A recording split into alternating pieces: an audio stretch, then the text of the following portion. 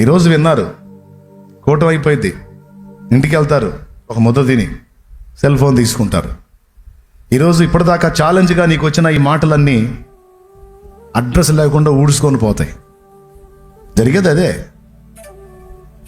ఎందుకంటే చాలామంది రోషం వదిలేశారు. ఇప్పుడు పరిశుద్ధాత్మ స్పర్శ, ఆత్మీయ విలువలు గుర్తించి దేవుని మాటల్ని రోషంగా తీసుకొని ఒక తీర్మానం చేసి ఆ తీర్మానంలో నిలబడేటువంటి ఆ మెట్టు ఎప్పుడో దిగజారిపోయింది. ఈరోజు చాలామంది విశ్వాసులు, పరిచారకులు, సేవకులు కూడా రాజీపడే బతుకుతున్నారు. రోషం లేదు, పట్టుదల లేదు, కార్య దీక్షా దక్షత లేదు. నీ అరచేయంత లేదు, అది నీ బుర్రంతా వాడేస్తుంది రా పిచ్చోడా, ఓడగొడుతుంది నాన్న నిన్ను. ఆ చిన్నదాన్ని గెలవలేకపోయావు, నీ జీవితంలో నువ్వేం సాధిస్తావు నాన్న? రోషం కలిగే మాటలు దేవుడు నీతో మాట్లాడతాడు. ఇక్కడ ఛార్జ్ బాగా అవుతుంది, కానీ ఇంటికి పోగానే గాలి తీసిన ట్యూబ్లాగా బుస్. కానీ అందరూ అట్టంటే ఆసోదోళ్లే ఉంటారని నేను అనుకోను. ఇంతమందిలో కనీసం 10 మంది అన్న కాస్త రోషం కలిగిన వాళ్ళు, ఆత్మీయతను ప్రేమించేవాళ్ళు, ఆత్మీయ విలువలను ఎరిగిన వాళ్ళు, కాస్త పట్టుదల కలిగిన వాళ్ళు ఉంటారని ఏదో ఒక ఆశ. అందుకే నా పోరాటం మానుకోకుండా నేను పోరాడుతున్నా, ప్రకటిస్తున్నా. మరి ఇక మీరు రాజీ పడిపోయారో, పోరాడి గెలవాలని రోషం తెచ్చుకుంటారో నిర్ణయం మీదే. 4వది సేవ. సేవ సేవ అంటే అల్లాటప్ప విషయం కాదు. 4 మాటలు చెప్పగానే ఒక గుంపు జనం సమకూడదు. సేవ గురించి ప్రభు ఏం మాట్లాడాడంటే, ఒకనాటి ప్రసవ వేదనతో ఒక జనము కలుగునా అన్నాడు. అందరూ 2 చేతులు ఎత్తి స్తోత్రం చెప్పండి. ఒకనాటి ప్రసవ వేదనతో ఒక జనము కలుగునా. ఒక జనమును మనం సాధించాలి, సంపాదించాలంటే ఒకనాటి ప్రసవ వేదన సరిపోదు. మనం చిన్న చిన్న ప్రయత్నాలు చేసి అబ్బో కష్టమైపోయింది, చాలా కష్టమైపోయిందని అరాకొరా పరిచర్య చేసి 20 మంది, 30 మంది, 50 మంది, 70 మంది ఇక చాలులే, ఇప్పటికే చాలా కష్టపడ్డాం. మరి కొంతమంది సేవకులు ఇంకా ఎక్కువ మందిని రక్షణలో నడిపించారు, ఎక్కువ జీవితాలని ప్రభావితం చేశారు కదా.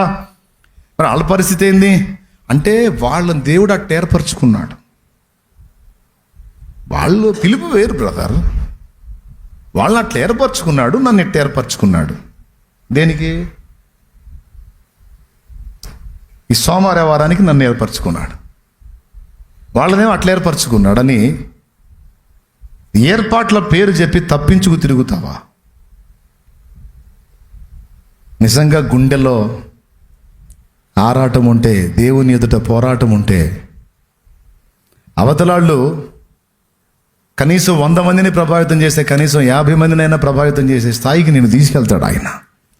ఎందుకంటే లేఖనం చెప్పింది, ఆశగల ప్రాణమును ఆయన తృప్తి పరచును అని. తృప్తి అనేది దొరకాలంటే ముందు ఆశ ఉండాలి. ఆశ లేని బ్రతుకుల్ని దేవుడు సైతం ఏం చేస్తాడు? మీరు చెప్పండి. తపన, ఆత్మరక్షణ కొరకైన ఆరాటం. చిన్న చిన్న పరిచర్యలు చేసి సెల్ ఫోన్ తీసుకోనో, లేకపోతే టీవీ ముందు కూర్చోనో, లేకపోతే ఇంకో రకంగానో కొంతమంది టైంపాస్ చేస్తున్నారు. ఇవన్నీ రాజీ పడిపోయిన బతుకులు. నేను చెప్తున్నాను, ఏదో అరాకొరా చేసి వెళ్ళటం తప్ప ఒక బలమైన ఉజ్జీవాన్ని చూపగలిగే సీన్ ఉండదు. అర్థమైందా? ఒక బలమైన ఉజ్జీవాన్ని చూడగలిగి, సమాజానికి చూపగలిగి, సాతాను కోటలు కూలగొట్టగలిగేటువంటి ఒక ఫిరంగి గుండు లాంటి అనుభవం ఉండదో. అన్ని సేమటపాకాయలే. సేమటపాకాయలు తెలుసా మీకు? పిల్లలు చేత కొడతా టక్మంటది, తర్వాత ఇంత ఉంటే ఆయన దీపం ముట్టి చిసిరేయచ్చు. అది పేలితే ఎవడికి ఏం కదిలితే కోట కూలిద్దా? అదే ఫిరంగి గుండు పడింది అనుకో, లెగిసిపోద్ది ఆ ప్రాంతం. అరాకొర అల్ప విజయాలతో రాజీ పడిపోయే సీమ టపాకాయలు కాదు యేసయ్యకి కావాలి. సాతాను కోటలను కూల్చే ఫిరంగి గుండ్లు లాంటి వ్యక్తులు కావాలి. ఇప్పుడైతే ఇంకా కొత్త లేటెస్ట్ బాంబులు వచ్చాయి. అది పడిందంటే ఇంకా ఏరియా మొత్తం తుడిచిపెట్టుకుపోయింది. అట్లాంటి వ్యక్తులు. సాతానుగాడు యేసయ్య కాదు జాలరి, సైతానుగాడు కూడా జాలరే. హబక్కుకులో ఉంది, వాడు వలలకు బలులు అర్పిస్తున్నాడంట, గాలానికి బలులు అర్పిస్తున్నాడంట. గాలం వల అవన్నీ పెట్టుకొని, అంటే వాడు కూడా పడుతున్నాడు ఆత్మల్ని. యేసయ్యేమో నిత్య జీవానికి ఆత్మల్ని పట్టే జాలరైతే, సైతానుగాడు నిత్య నరకానికి ఆత్మల్ని ఈడ్చుకెళ్ళటానికి వాడు కూడా వల భుజాన్ని వేసుకొని తిరుగుతున్నాడు. మానవ జాతి మొత్తాన్ని పట్టి వాడి వలలో పెట్టుకున్నాడు. ప్రతి వాని ముక్కుకు గాలం తగిలించి గంతులేస్తున్నాడని హబక్కూకు గ్రంథంలో రాయబడి ఉంది. ఈరోజు సమాజంలో నీ చుట్టూ ఉన్న ప్రజలు ఎంతోమంది నశించిపోతున్నారు. విశ్వాసులు, పరిచారకులు, సేవకులు అందరూ వినండి.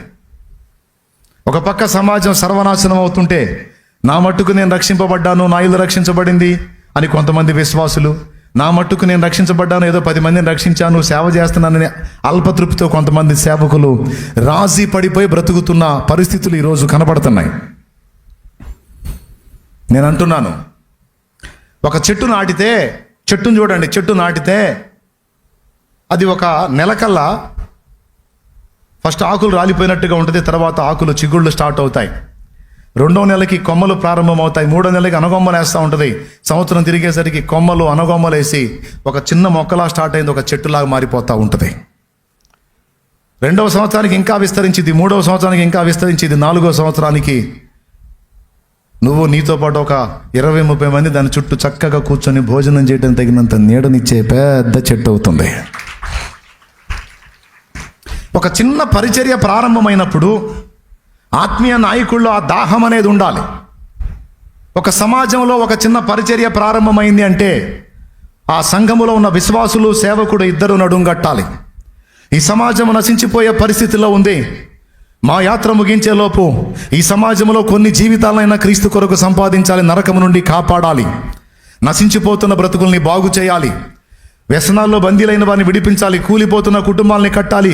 వీళ్ళందరినీ యేసు రక్షకుడని తెలియజేసి ఈ ఆత్మలన్నీ కూడా క్రీస్తు వైపుకు వచ్చేటట్లుగా నేను పోరాడాలి. నా తుది శ్వాస విడిచేంత వరకు నా పోరాటం ఆగదు అని రాజీ లేని పోరాటం కలిగిన వ్యక్తులుగా నాయకులు, సంఘము, విశ్వాసులు ఉండాలి. ఒక చిన్న పరిచర్య ఇక్కడ స్టార్ట్ అయింది. ఇప్పటివరకు ఎన్ని సంఘాలు అయితే స్టార్ట్ అయినాయి, ఆ సంఘాలన్నిటా కూడా ప్రతిదినం ప్రార్థనా ధూపం అనేది ఉండాలి. నువ్వు ఆఖరికి 30 మంది సంఘాన్ని కట్టిన ఆ 30 మందిలో కనీసం రోజుకి 2 వచ్చి మందిరములో బలిపీఠం దగ్గర ఆ ప్రాంత ప్రజల రక్షణ కోసం, ఉజ్జీవం కోసం ప్రతిరోజు ఒక 2 ఉపవాసం ఉండి ప్రార్థన చేసే పరిస్థితి ఉండాలి. బిడ్డలను ఆ విధంగా సిద్ధపరచుకున్నట్లో నాయకుడు సఫలీకృతుడు కావాలి. కనీసం 2 ఉపవాసం ఉండకపోయినా తినైనా సరే ప్రార్థన. సంఘం 30 మంది అనుకోండి, రోజుకి 2, 6 రోజులకి 12 మంది, మళ్ళీ 6 రోజులకి 12 మంది, 24 మంది. ఓకేనా? రోజుకి 2 కాడికి 12 రోజులకి 24 మంది అండి. మళ్ళా మొదటి 2 వచ్చేటప్పటికి ఎన్ని రోజులు పట్టింది? 12 రోజులు, 2 వారాలు. 2 వారాలకు 1 రోజు ఫాస్టింగ్ ఉండి 2 కనీసం దేవుని సన్నిధిలో గోజాడలేరా? 2 వారాలకు ఒకసారి. మొదటి జత వచ్చేటప్పటికి మళ్ళీ 2 వారాలు పట్టింది. అంటే విశ్వాసుల్లో ఆ చైతన్యం లేదు. వచ్చామా, విన్నామా, వెళ్ళామా అనే కానీ అయ్యో సమాజం నశించిపోతుంది, చాలామంది నిజదేవుడిని తెలుసుకోకుండా పాడైపోతున్నారు, రాకడ సమీపం అవుతుంది, వీళ్ళ బ్రతుకులు ఎట్లా అని బాధపడి వాళ్ళ కోసం గోజాడేటువంటి వ్యక్తులు సంఘంలో లేరు. కానీ అలాంటి వ్యక్తులు ఉన్న సంఘం ఏదైతే ఉందో దాని ఉజ్జీవాన్ని ఎవడో ఆపలేడు. అలాంటి సంఘం ఉన్న దగ్గర, అలాంటి నాయకుడు ఉన్న దగ్గర, అలాంటి గుంపు ఉన్న దగ్గర సమాజాలు ప్రభావితమవుతాయి. కానీ ఈరోజు చాలా చోట్ల చర్చిలకు ఆదివారం కూటం అయిపోగానే వేస్తే తాళం, మళ్ళీ ఆదివారానికే తీసేది తాళం, తీసి అన్ని ఊదుకుంటా అనుకుంటా లోపల అంతా క్లీన్ చేసుకుంటా ఆదివారం ముందు వచ్చి దులిపి అంటే ఇక 6 రోజులు ప్రార్థన ఉండదు, పిండా కూడా ఉండదు. ఎక్కడ ఉద్యమం, ఎలా ఆత్మల రక్షణ కార్యం? ప్రతి దినం దేవుని సన్నిధి నుంచి ధూపం వెళ్ళాలి కదా. బిడ్డలు ఆ విధంగా ప్రార్థించినట్లు దైవజనుడు బిడ్డల్ని చైతన్యం చేయాలి కదా. బిడ్డలో చైతన్యం పొందాలంటే ముందు దైవజనుడు ప్రార్థన దేవుని సన్నిధిలో సముఖంలో గడపాలి కదా. లేదా ప్రతినిధిగా మరొకరైనా ఎప్పుడు సన్నిధిని కాల్చుకొని ఉండాలి కదా. ఎవరినో ఎగతాళి చేయడానికి, ఎవరినో ఎద్దేవా చేయడానికి ఈ విషయాలు చెప్పట్లా నేను. చాలా చోట్ల చాలా ఆసక్తితో పని మొదలు పెట్టారు, కానీ అది ఆసక్తిగా కొనసాగించలేకపోయారు. మొదలు పెట్టేటప్పుడు చాలా హడావిడి, కానీ అది కంటిన్యూగా నడవలేదు. తర్వాత లాక్ పడిపోయింది. ఆ మందిరాల పరిస్థితి ఎలా అయిందంటే అప్పటి నుంచి ఇప్పటిదాకా విస్తరణ లేదు, పాడు లేదు. అప్పుడు ఎలా స్టార్ట్ అయిందో ఇప్పుడు అంతే ఉంటుంది. పాడిందే పాటరా. ఎందుకు ఈ విషయాలు మాట్లాడుతున్నానో దయచేసి కొంచెం అర్థం చేసుకోవడానికి ట్రై చేయండి. అంటే సేవకులు రాజీ పడ్డారు, విశ్వాసులు రాజీ పడ్డారు. కానీ నేను చెప్పినట్టుగా రాజీ లేకుండా దైవజనుడు సంఘము ఏకమై ప్రార్థన చేస్తే అప్పుడు జరుగుతుంది అద్భుతమైన స్వస్థతలు, సూచక్రియలు, మహత్కార్యాలు, ఆశ్చర్యకార్యాలు, దేవుని శక్తి. ఆ సంఘంలో ఆ సన్నిధిలో రిలీజ్ అయితే అప్పుడు సమాజమే దేవుని వైపు చూసిద్ది. ఈరోజు అలాంటి రాజీ లేని యోధులు కావాలి. కానీ ఏం చేద్దాం? దయ్యాలు వీళ్ళనే ఆడుకుంటున్న పరిస్థితుల్లో ఉంటే వీళ్ళు రాజీ లేని పోరాటం ఏం చేస్తారు? దయ్యాలు తమను ఆడుకుంటున్నాయి అన్న సంగతి కూడా గుర్తించలేని స్థితిలో ఈనాడు దైవజనంగా విశ్వాసగణం ఉన్నారు. తేరుకోవాలి, బయటపడాలి, పోరాటం ప్రారంభించాలి. తాళం వేసిన సంఘాలకు తాళాలు ఓపెన్ అవ్వాలి. ప్రతి సంఘములో దుమ్ము దులపాలి. ప్రతిరోజు పడిపోయిన పడగొట్టబడిన ప్రార్థనా బలిపీఠం సరిచేయబడాలి. ఈరోజు మతోన్మాదం విస్తరిస్తుంది. యేసు ప్రభుని ఎగతాళి చేసేవాళ్ళు ఎక్కువయ్యారు, దూషించే వాళ్ళు ఎక్కువయ్యారు. కానీ అపోస్తల కార్యంలో మనం చూసినా, పాత నిబంధనలో చూసినా, యెహోవా అన్న పేరు విన్నా, యేసుక్రీస్తు అన్న పేరు విన్నా ఆనాడు కలవరం పుట్టింది. ఈనాడు కలత కలుగుతుంది. కారణం, ప్రభు మారలా.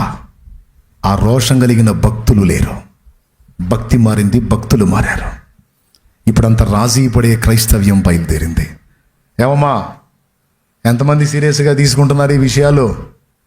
ఇంక అయిపోయింది, ముగిస్తున్నా. 4 సంగతులు చెప్పా. రాజీ పడని క్రైస్తవ్యం మనం కలిగి ఉండటానికి సాధన చేద్దాం. ఈరోజు మందిర ప్రతిష్టని మనం చాలా మంది గ్యాదర్ అయ్యాం. హ్యాపీ, చాలా సంతోషం. ఇది ఆరంభం. ఇది శాఖోపశాఖలై విస్తరించి అనేక ఆత్మల రక్షణకు నిలయంగా మారాలి అంటే ఈరోజు హడావుడే కాదు, సంఘమంతా కూడా పట్టుదలగా దీక్ష భూని నాయకుడు, సంఘం అందరూ కలిసి పోరాటం మొదలు పెట్టాలి. ఆ విధంగా దేవుని కృపను బట్టి చిలకలూరుపేటలో ప్రారంభమైంది. నాతో పాటు నా ఆత్మీయ బిడ్డల చేతులు కలిపారు. ఈరోజు ఆ బలమైన ఉద్యమం అక్కడ ప్రారంభమై అది ఊరూరా ఆయన వ్యాపింపజేస్తా ఉన్నాడు.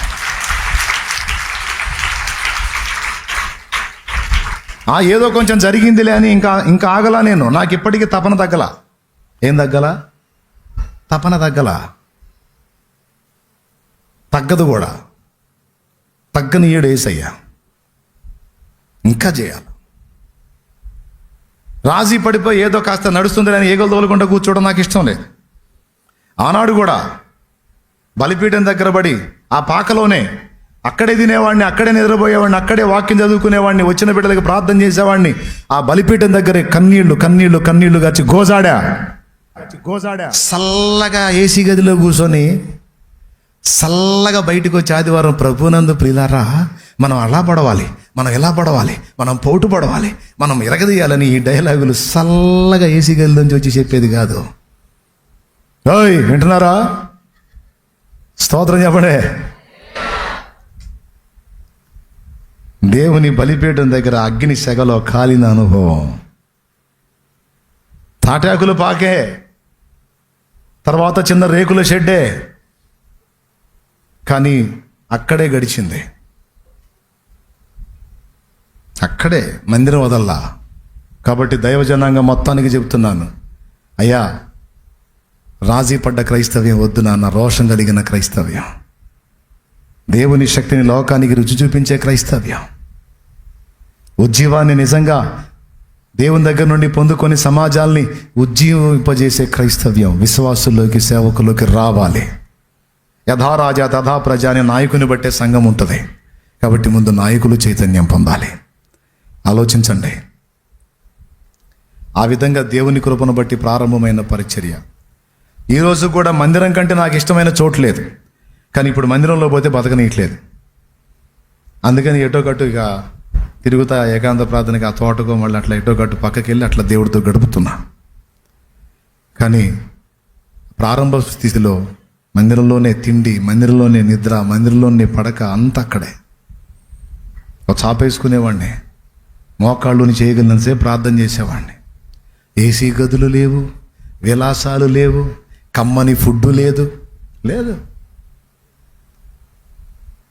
కడుపు నిండా తిండి లేదు, డైలీ చికెన్ మటన్ లేదు. అది వారానికి ఒకసారి దొరికేదే కష్టం. అది లేకపోయినా పర్వాలా, యేసయ్య పాదాలు ఉన్నాయి చాలా. అక్కడే అక్కడే అక్కడే పాటలు రాసుకోవడం, అక్కడే స్తుతి, అక్కడే ప్రార్థన, అక్కడే ధ్యానం, అక్కడే తిండి, అక్కడే విశ్రాంతి. తలంపులెల్ల నా తపన ఎంత, నీ చిత్తం చేయుటయే. తలంపులెల్ల నా తపన ఎంత, నీ చిత్తం చేయుటయే. యజమానుడా యజమానుడా నా యేసు రాజుడా. Praise the Lord. ఒక పనికి ఇక ముగిసిన ఫైనల్. ఒక పనికి మనం పూనుకున్నప్పుడు గుర్తుపెట్టుకో, తొందరపడి ఒక పనికి దిగకూడదు, దిగితే ఎదవతనంగా చేయకూడదు. భక్తి చేసినా, సేవ చేసినా, కుటుంబానికి సమాజానికి దీవెనకరంగా ఉండాలనుకున్నా అడుగు పెట్టకముందే ఆలోచించాలి. అడుగు పెట్టిన తర్వాత ఎదవతనంగా ఉండకూడదు. Finishing touch. ఎట్లా ఉండకూడదు? ఎదవతనంగా ఉండకూడదు. పట్టు పట్టారాదు, పట్టి విడవరాదు, పట్టనేని బిగియ పట్టవలెను, పట్టి విడుచుట కంటే పడి చచ్చుటే మేలు. విశ్వదాభిరామ వీనర వేమ అన్నాడు. వేమన ఏమన్నాడు? తొందరపడి పట్టొద్దు, పడితే విడవద్దు. పట్టుబడితే గట్టి పట్టు, చచ్చు పట్టు పట్టొద్దు. పట్టి విడిచావంటే దానికంటే ఎదవతనం లేదు. పట్టి విడిచే కంటే పడి సచ్చిందే మేలరా దరిద్రుడు అని చెబుతున్నాడు అనమాట. ఆడవాళ్ళకి, మగవాళ్ళకి అందరికీ చెప్తున్నాను నేను, ఏ విషయంలోనైనా సరే ఒక ఛాలెంజ్ మనం తీసుకున్నప్పుడు రాజీ పడకూడదు. దానికోసం ఎంత మూల్యం చెల్లించాల్సి వచ్చినా సిద్ధంగా ఉండాలి. ఒక పద్ధతి ప్రకారం దేవుని పని జరిగించాలి. కాబట్టి ఇందు మూలంగా సేవకుల విశ్వాసులు అందరూ విన్నారు, అందరికీ తెలియజేశాను. రాజీపడి లోకంతో, పాపంతో, సమస్యలతో బతకాలనుకుంటున్నారు. ఎదిరించి పోరాడి బైబిల్లో అనేక మంది విడుదల పొందినట్లు పొందాలనుకుంటున్నారు. సేవకులకు చెప్తున్నాను, బిడ్డల్ని భక్తిలో, ఆత్మీయతలో రోషంగా పెంచాలనుకుంటున్నారు. ఆత్మీయ దరిద్రులుగా, సోమరిపోతులుగా, నిష్ఫలులుగా వాళ్ళని రాజీలోకి నడిపించాలనుకుంటున్నారు. నిర్ణయం మీదే.